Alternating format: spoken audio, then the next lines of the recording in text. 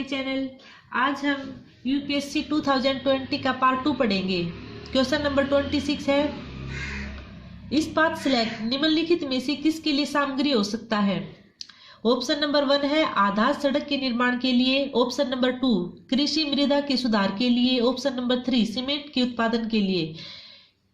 Answer होगा option number A, केवल 1 और 2। आधार सड़क के निर्माण के लिए, ऑप्शन नंबर 2 कृषि मृदा के सुधार के लिए। नेक्स्ट क्वेश्चन है, निम्नलिखित में से कौन से ऐसे सर्वाधिक संभावनीय स्थान है जहां कस्तूरी मृग अपने प्राकृतिक आवास में मिल सकता है? ऑप्शन नंबर 1 है अस्कोट वन्य जीव अभ्यारण्य, ऑप्शन नंबर 2 गंगोत्री राष्ट्रीय उद्यान, ऑप्शन नंबर 3 किशनपुर वन्य जीव अभ्यारण्य, ऑप्शन नंबर 4 मानस राष्ट्रीय उद्यान। आंसर होगा ऑप्शन नंबर बी, केवल 2 और 3।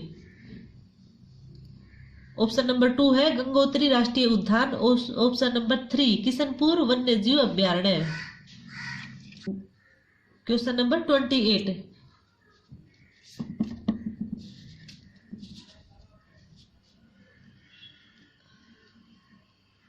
क्वेश्चन नंबर 28, ग्रामीण सड़क निर्माण में पर्यावरणीय दीर्घ उपयोगिता को सुनिश्चित करने अथवा कार्बन पद चिन्ह को घटाने के लिए निम्नलिखित में से किसके प्रयोग को अधिक प्राथमिकता दी जाती है?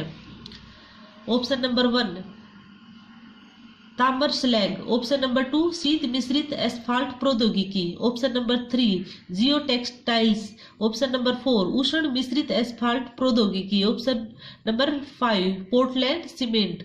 ऑप्शन नंबर 1 सही है ताम्र स्लैग, ऑप्शन नंबर 2 शीत मिश्रित एस्फाल्ट प्रौद्योगिकी, ऑप्शन नंबर 3 जियो टेक्सटाइल्स। आंसर होगा ऑप्शन नंबर ए, केवल 1, 2 एंड 3। निम्नलिखित कथनों पर विचार कीजिए। ऑप्शन नंबर 1 है कोयले की राख में आर्सेनिक, सीसा और पारद अंतर्विष्ट होते हैं। ऑप्शन नंबर ये सही है नंबर 2 कोयला संचालित विद्युत संयंत्र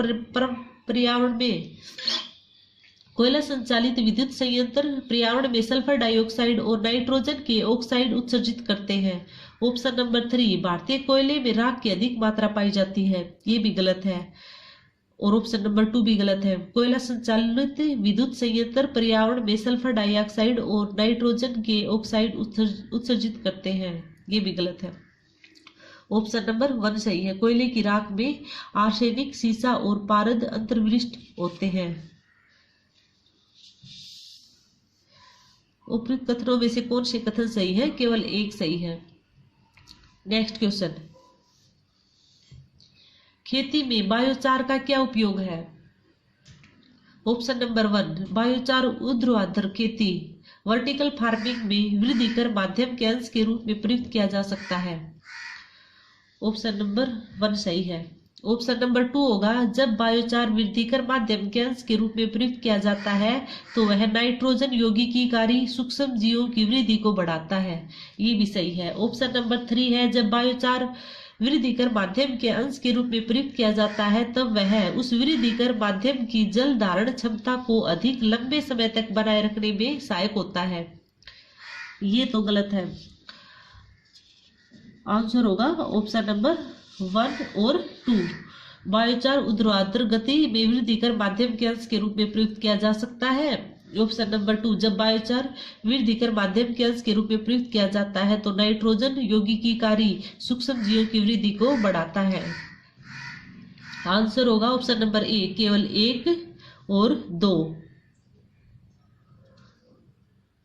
नेक्स्ट क्वेश्चन, भारत में निम्नलिखित में से किन्हें कृषि में सार्वजनिक निवेश माना जा सकता है? ऑप्शन नंबर 1 है सभी फसलों के कृषि उत्पादन के लिए न्यूनतम समर्थन मूल्य निर्धारित करना, ऑप्शन नंबर 2 प्राथमिक कृषि साख समितियों का कंप्यूटरीकरण, ये सही है। ऑप्शन नंबर 3 सामाजिक पूंजी विकास, ये भी सही है। ऑप्शन नंबर 4 कृषकों को निःशुल्क बिजली की आपूर्ति, ये गलत है। ऑप्शन नंबर 5 बैंकिंग प्रणाली द्वारा कृषि ऋण की माफी, ये भी गलत है। ऑप्शन नंबर 6 सरकारों द्वारा शीतागार सुविधाओं को स्थापित करना, ये भी सही है। आंसर होगा ऑप्शन नंबर सी, केवल 2, 3 एंड 6।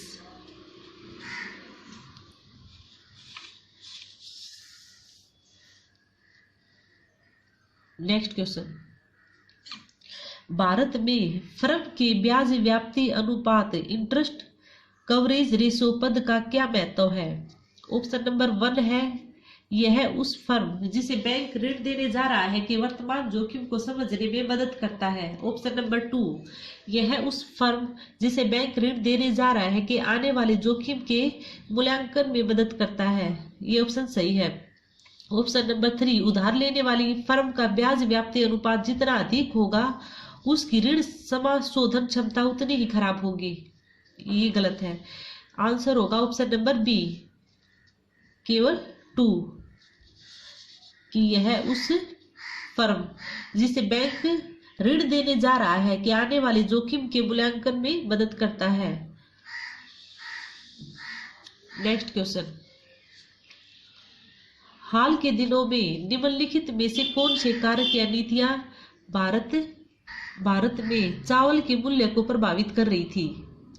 आंसर है ऑप्शन नंबर 1 है, न्यूनतम समर्थन मूल्य, सही है। ऑप्शन नंबर 2, सरकार द्वारा व्यापार करना, ये गलत है। ऑप्शन नंबर 3, सरकार द्वारा भंडारण करना, ये भी सही है। ऑप्शन नंबर 4, उपभोक्ता सब्सिडीज, ये भी सही है।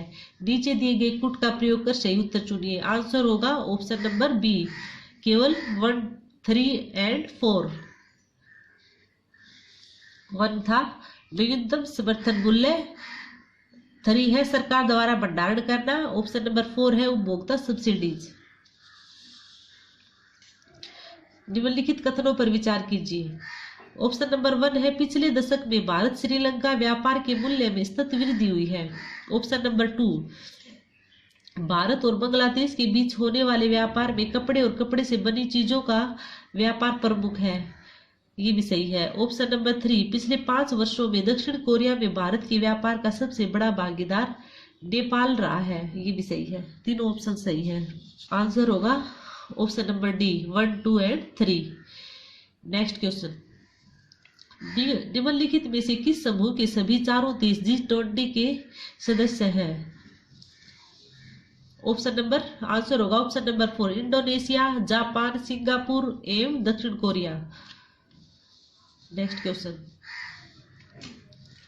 किसान क्रेडिट कार्ड योजना के अंतर्गत निम्नलिखित में से किन किन उद्देश्यों के लिए कृषकों को अल्पकालीन ऋण समर्थन उपलब्ध कराया जाता है?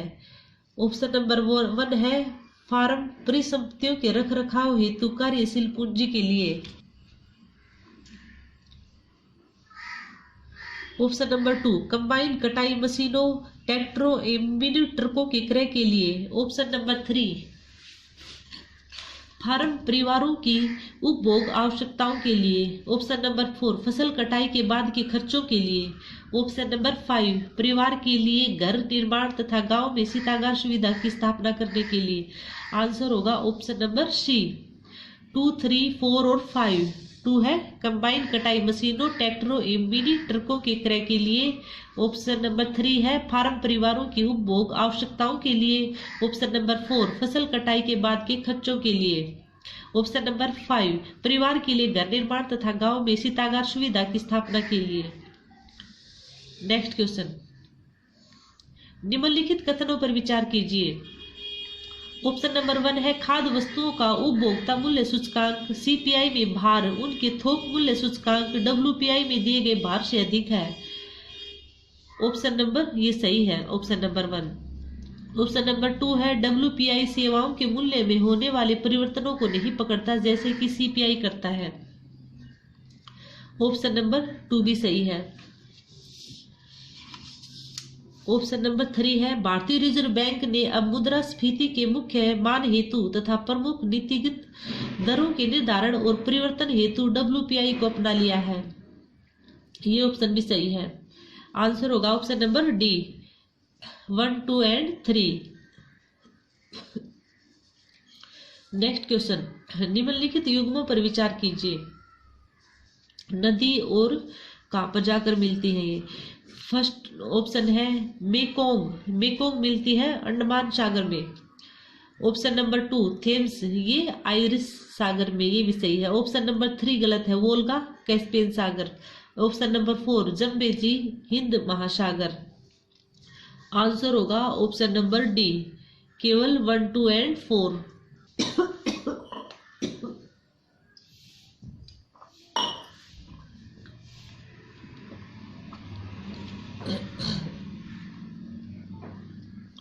निम्नलिखित कथनों पर विचार कीजिए।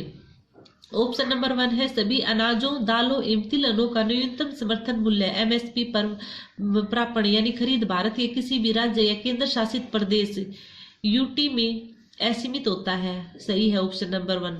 ऑप्शन नंबर 2 है अनाजों एवं दालों का एमएसपी किसी भी राज्य या केंद्र शासित प्रदेश में उस स्तर पर निर्धारित किया जाता है जिस स्तर पर बाजार मूल्य कभी भी नहीं पहुंच पाते। ये ऑप्शन भी सही है। आंसर होगा ऑप्शन नंबर सी, 1 एंड 2 दोनों होंगे सही। ऑप्शन नंबर क्वेश्चन नंबर 40 भारतीय अर्थव्यवस्था के संदर्भ में निम्नलिखित कथनों पर विचार कीजिए। ऑप्शन नंबर 1 है वाणिज्यिक पत्र कॉमर्शियल पेपर अल्पकालीन प्रतिभूति रहित बचत पत्र है।